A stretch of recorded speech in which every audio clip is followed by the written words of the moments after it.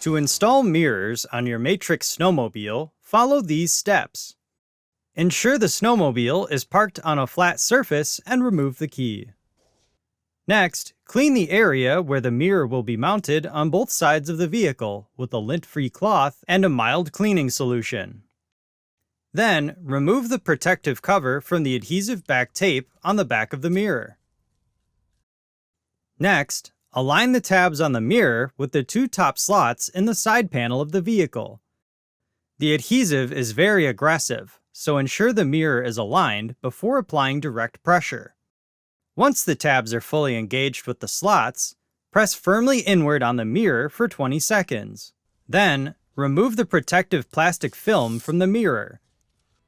And repeat these steps on the other side. For more information, see your authorized Polaris dealer or visit Polaris.com.